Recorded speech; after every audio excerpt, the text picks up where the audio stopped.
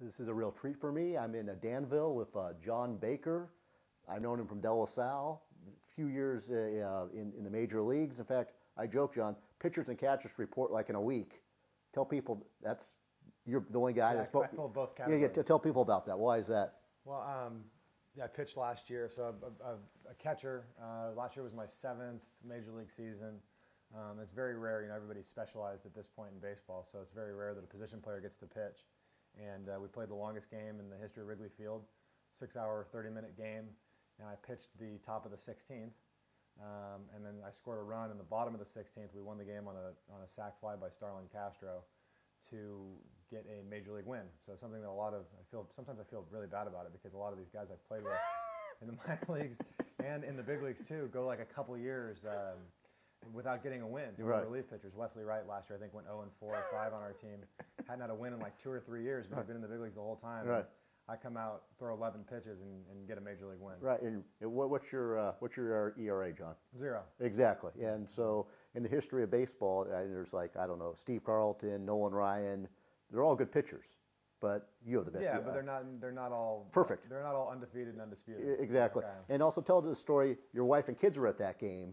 And sort of. Okay, well, they started at the game. Go ahead. They started at the game. It was raining. We had a couple rain delays during that game. I think my wife was pretty sure, Megan was pretty sure that the game was going to take a long time. Yeah. So she took the kids home to put them to sleep, and then I came home around 2:30 in the morning and woke her up. Or she woke up. She heard me coming in the front door, and I looked at her, and she hadn't seen anything. She had looked like she had just woken up from a long nap. And I said, "Did you happen to see what happened?" And she's like, "No, what are you talking about?" I'm like, "I pitched and I got the win. Yeah. I got the win in the game." Yeah. So, what a crazy experience that was. It's crazy enough to think that I went all the way from where I was, like in Little League, and then, playing baseball at De La Salle and at Cal, and really like grinding through the minor leagues, and then getting a chance to be in the big leagues, then getting a chance to play for a couple of different teams, then playing for the Cubs. Then playing for the Cubs in the 100th anniversary of Wrigley Field, and then pitching at Wrigley. Yeah. I mean, it was one of those rare moments where you really do feel like a little kid, doing your job. Right. I'm trying to think. And when was the last time you actually did pitch? Oh, it was like 14 years maybe before. That was the last time I pitched in a game. Was that Cal or De La Salle? Or that was in the Cape Cod League. Tell people, I know what the Cape Cod League. Tell people they don't know what the Cape Cod League. Okay, so the Cape Cod League is a wooden bat baseball league that operates during the summer with all college players. Kind of an invite league. Can be pretty tough to get into. And I was a versatile player. I was becoming a catcher at the time, but I played infield, played outfield, and pitched. And I got into a couple games. Didn't have a very good ERA in the Cape Cod League because we're playing against these guys that are either on Team USA or in the Cape Cod League. And I was like this. Guy didn't play that much as a freshman because I was hurt. You'd be like 18 or 19 years old. Yeah, 18. Yeah. 18. Yeah, no, 19. You're 19. Right, 19. Okay. 19 years old was the last time I'd pitched. It was 19, and then the next time I got on the mound, I was 33. There you go. Exactly. 14 years between starts, and I think the Cape Cod League, you live with families, or no? You have like a small. Yeah. No, I lived with a family. Bob and Karen Boschman, their son Jeremy. He was actually Megan and my wedding when we got married. That's right. Yeah, exactly. Jeremy was a year older than me. Still keep in touch with him. He lives in New York now. Right. Yeah. But yeah, no, it was really. I had a really great family. I stayed with him, and then being a Cal guy, of course, they put me with a Stanford guy. Okay. So, yeah. How did that work out for you? It was great. We were very opposite. It was. They could make a movie about that, about the two different personalities. Yeah. I was just happy to be there. Yeah. Really carefree and enjoying the whole experience. Yeah. And for him, he was very serious. Yes. Okay. Yeah, I got you. Yeah. He was like that was the thing that he was going to seriously. He would focus and worry about the game. Yeah. Long after the game was over, where for me it was easy come, easy go. Not to be funny, he might not have made it to the major leagues. No, go ahead. Hold on. But successful. Still stay in touch, still friends. He's actually a scout for the Cubs. So right. Last year we kind of got to reconnect. Yeah. After it had been a long time. Right. Played against them in college. We lived together for 2 summers. Always stayed in touch. Right. But his name is Jason Cooper, outfielder. He's from Moses Lake, Washington. Right.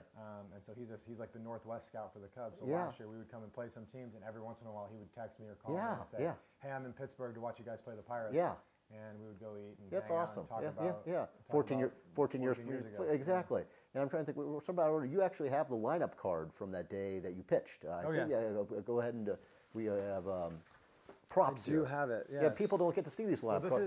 Well, the Cubs gave me one that's up there on the wall. Yeah, we'll get that at the end. Up here on the wall, it's like a nicer looking version of it. That's the one that was up on the there. But this is the actual manager. Rick Renneria gave me his card, right? Which is really cool because it has.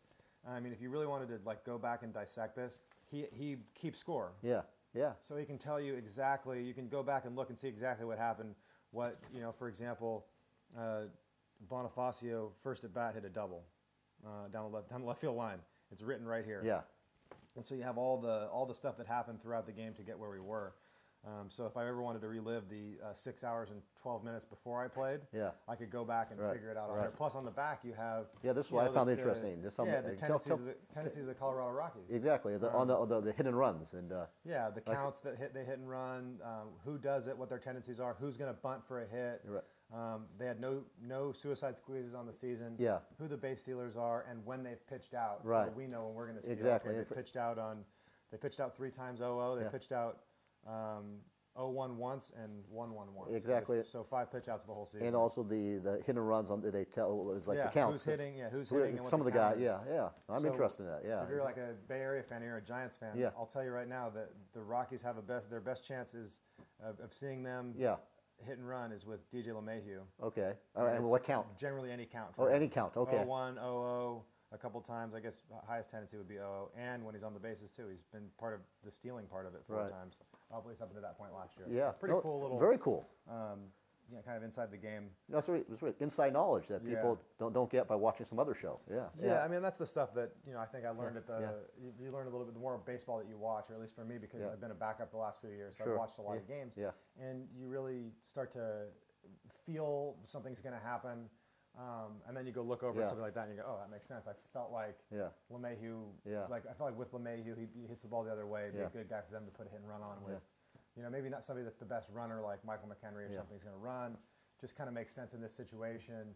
It's because I've seen it so many times. You might not be able to. I might not be able to like figure it out, but that's what they do. You have so many people on staff.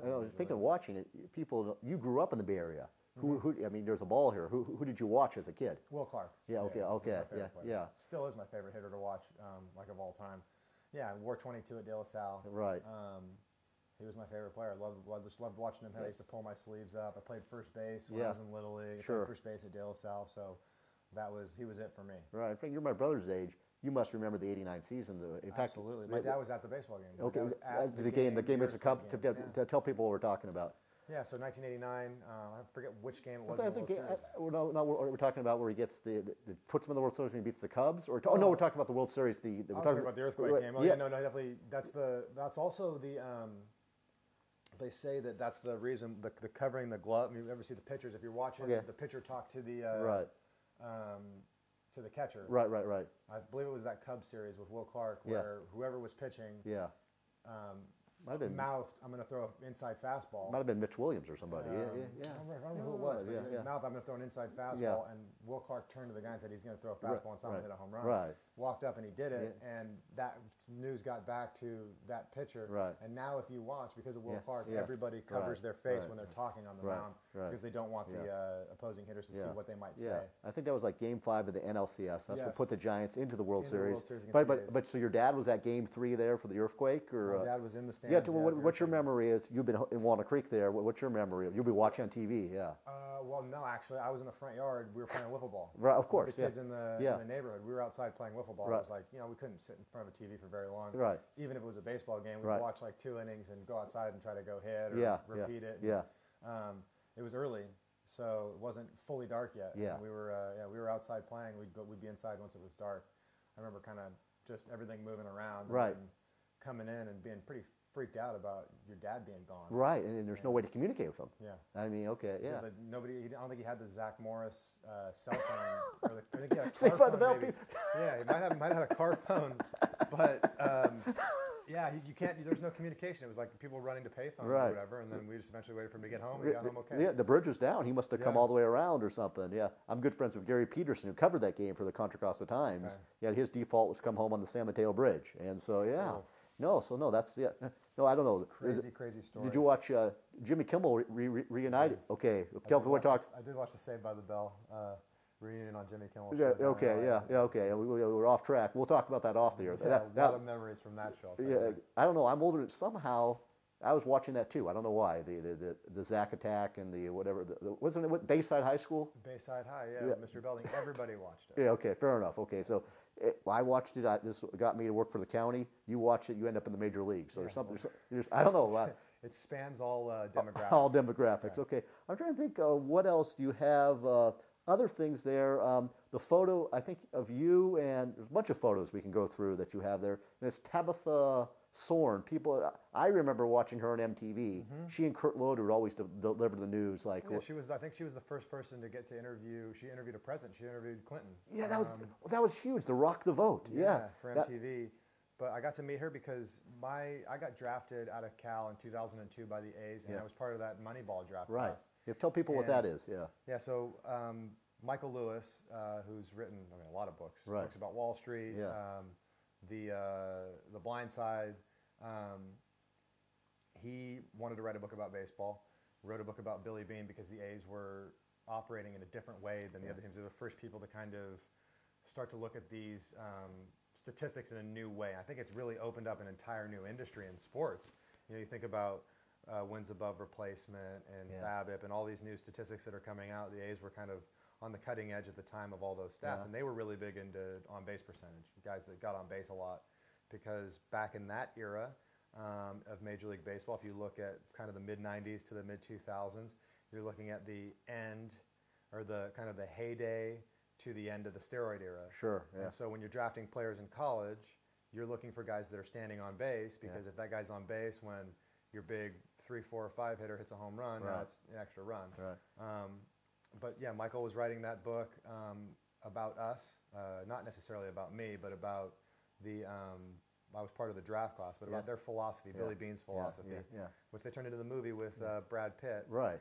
And he was married to Tabitha Sorn, who at the time was discovering that her passion was photography. Sure. So she photographed all of us over like a 10-year period. Yeah, maybe from 2003 to 2013. Maybe I mean, hold up a couple of these here. They're great. We've got some, like, just kind of like artistically done photographs that she did with baseballs, and there's some up here on the wall. Yeah, we'll get those later.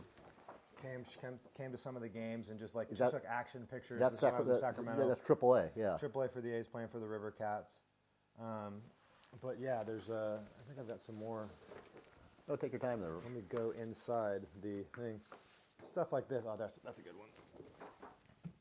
Here's one from spring training at old Papago Park, minor league spring training with the A's. All the pitchers are meeting with Ron Romanek, who was the bullpen coach for a while for the A's. I don't know if he's still in the big leagues. Keith Littman is the farm or the field coordinator. Jim Kaufman is my pitching coach. Don Emerson.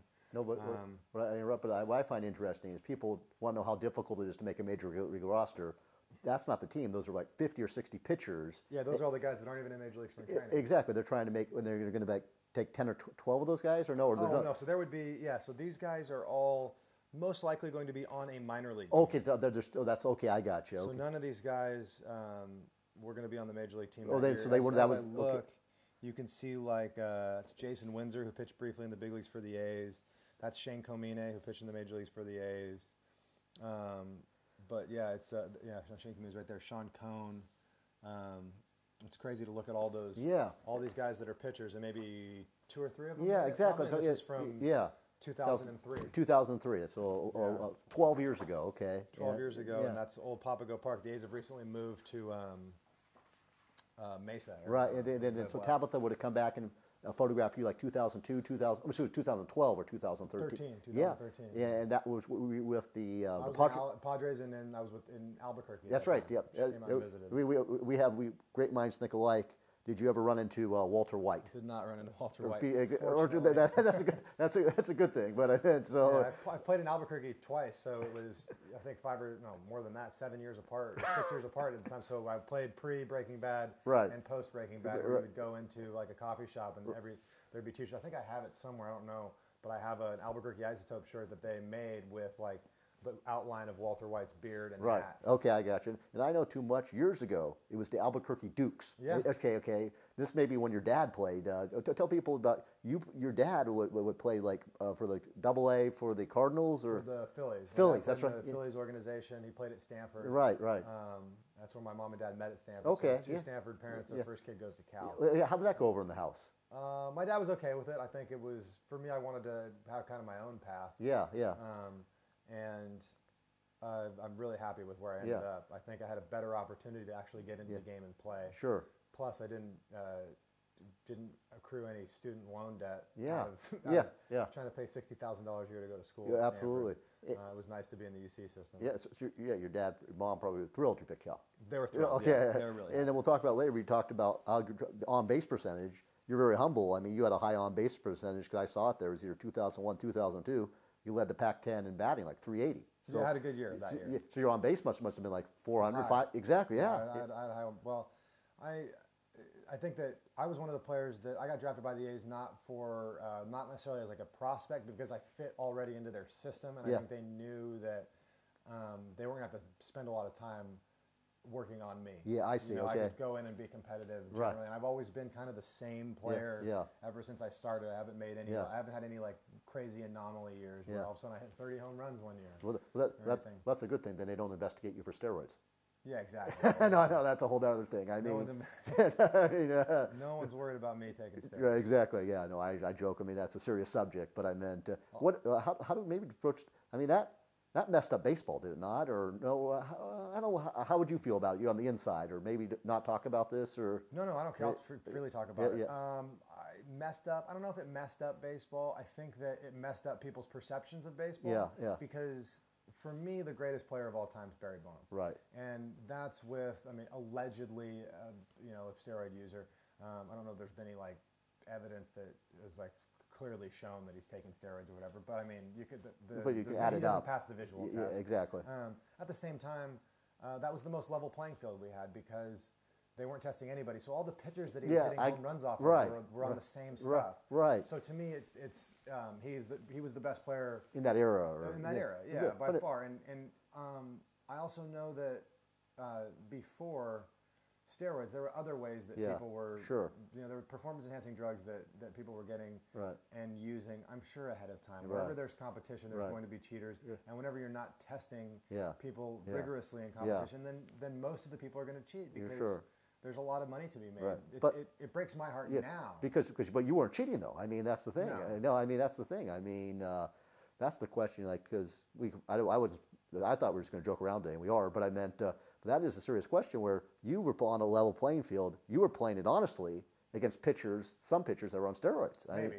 I was never in the major leagues at those. Okay. When I signed, and this is actually I think it's important for people to know because go ahead. We don't talk about this stuff, but. In 2002, my first professional season, so I went to Cal. We were drug tested in college. Right? Okay. You're steroid tested and tested for drugs of abuse in college. I don't know how rigorously. I know I never failed any drug tests, right? Sure.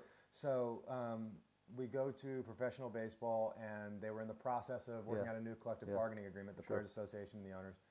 And 2002 was the last year of no drug testing. Okay. So 2003, anybody that was not on a 40-man roster was drug tested for steroids. Okay. So you have people that in that season that had tested positive. Right. You can go all the way back. I don't know if it was 2003 for him, but one of those years, I believe Michael Morris used to play for the Giants, got in trouble. But it was only a 15-game suspension at the time, and they weren't testing the major league players yet. They were only testing the minor league players because there's no union. And so those guys have no rights. Right.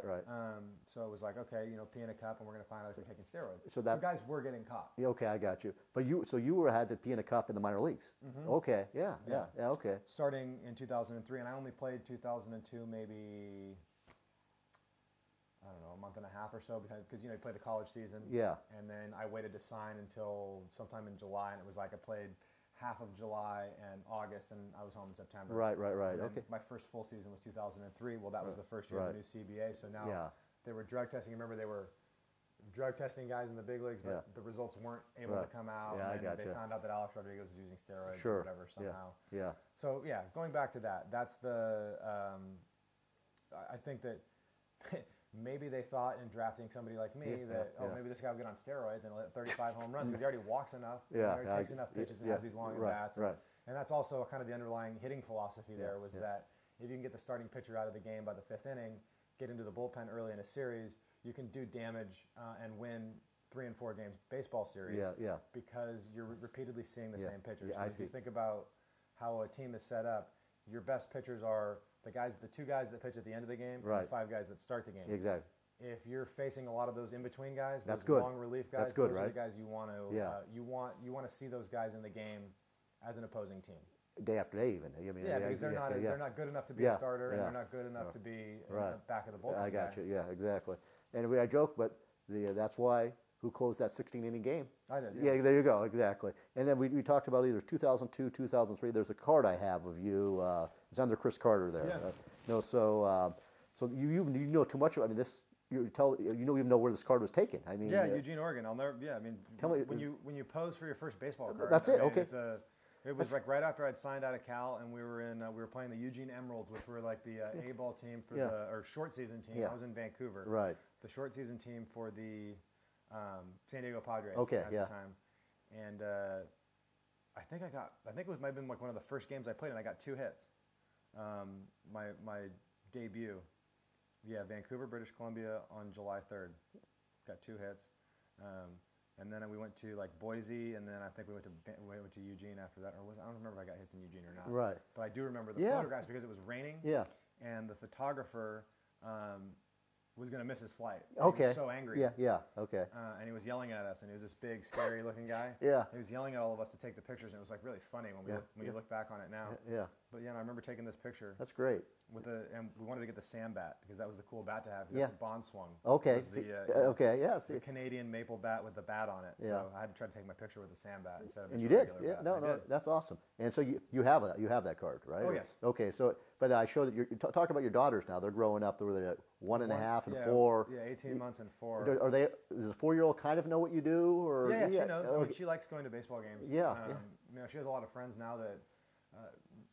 Now that I'm the age that I am, like a lot of people I play with will have kind of similar age kids. Yeah, okay. So it's really fun for her to go to the field and they have little playrooms and all the kids play together. Yeah. And it's a good kind of educational process because there's a lot of Spanish speaking. Right. Okay. Last year we had a couple Japanese players and maybe 15 Latin players. Right. And so their kids don't speak any English. Right. They're coming from Venezuela or Puerto Rico or the Dominican Republic. Right. Or the kids are learning English. Right. And so you have 3 and 4-year-olds. Yeah.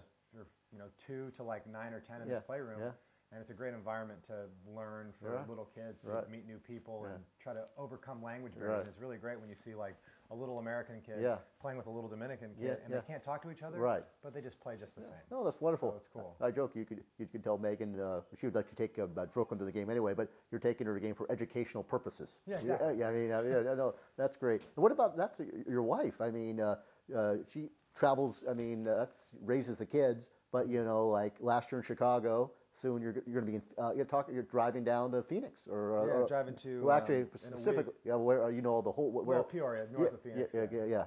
So spring training is either in South Florida and the East Coast and West Coast of Florida, or in the Phoenix Scottsdale area. Sure. Yeah. Much more accessible in Phoenix and Scottsdale. Yeah. So we're always happy when we're on a team that has Arizona spring training because we don't have to fly all the way across the country. We can take a couple days and drive down there. Yeah. But we all travel as a unit. The kids are young enough that they're not in full-time school. Sure. So I think I'll probably have to make a decision about baseball once that happens. Right. But for now we can all go together. And, I mean, our kids one was born in Florida, one was born in New Mexico. Right. I think before Brooklyn was even 1. Right. She had been in Florida, Georgia, New York, Pennsylvania, New Jersey, California, France, England, Holland, Belgium, and the Dominican Republic. Okay. I followed you on the first part. How do you end up in France? How do you end up playing baseball? Well, I'd gone in 2011 after the season. Yeah. I had gone or we went on vacation. 2010 after the season, I went and did a clinic for Major League Baseball in Belgium and Holland. Wow. And I had a friend who was from Holland, a Dutch player that had come over and invited me. Yeah. And I really fell in love with kind of going out there and visiting. Yeah. So I was playing on the East Coast at the time, so we ended the season. Yeah.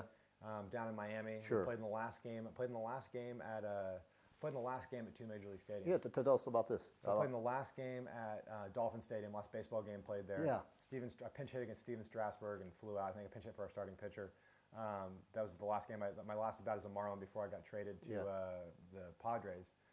So we closed that stadium down. And then I also played in the last game at Shea Stadium. Wow.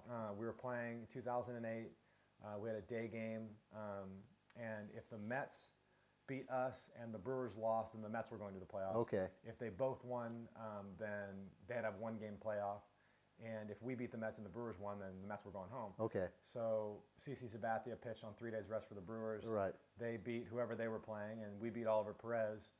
And I was there, we got 50,000 in the stadium, and another like 60,000 outside in the parking lot. Right. Booed us off the field after we beat the Mets. Yeah, it was crazy. They had I actually have some dirt from. I took some dirt from home plate and put it in my pocket and got it authenticated. No, because that's the thing. There's a lot of history at Shea Stadium. The Beatles. Yeah, I mean, the Jets Joe Namath used to play at Shea Stadium. I mean, the football team. So that whole crazy ground ball to first base with the Red Sox too. That was right. Bill Buckner. That was at Shea. Okay, okay. Of course it was. Yeah, that was Mets Red Sox. So that was one of I'll never forget. That was one of the most surreal moments I've ever been a part of in sports, because I was walking off the field and there's people you see people crying and they're horrified. Some people are looking there and you saw multiple generations of people, like grandfather, father, and son. This was the place where we came to watch baseball, you know. Yeah. And then people getting arrested for doing things like with tools trying to take seats out of the ground and run or rip things off the thing. Yeah. And so we kind of got into the locker room. Yeah. And we had a day game that day, so I played in that game. Straight into the shower. Yeah. We had, you put what your address is on all your equipment. Yeah. Just go ahead and send that home to us. Yeah. Straight into a car, straight to JFK. Flew to San Francisco. I was at my house that night. Well, so played the game and flew home. We had to get out of town, John. You were the wanted man for. We were all wanted. They did not like the Marlins at that point. Yeah, exactly. 2 years in a row, the Marlins had really, I guess, ruined the Mets' playoff chances. 2007, they beat Glav and they swept them the last series of the year, and right. knocked them out of the playoffs. And then in 2008, we beat them in the last game of the season. No, but even that is that because some games are foregone conclusions when a stadium's closing, but if they beat you, they can keep going. And they had a massive ceremony after that too, with Darryl Strawberry and Keith Hernandez and Doc Gooden. They had all the famous Mets players came back. Exactly. There's people speaking and stuff, and everybody stayed. Nobody left. Right. They stayed in the whatever parking lot too. Yeah, exactly. No, that's a good story. We maybe what we'll do. We'll take a break here because we'll divide this into parts, and we'll come back and we'll talk about you being called up by the Marlins.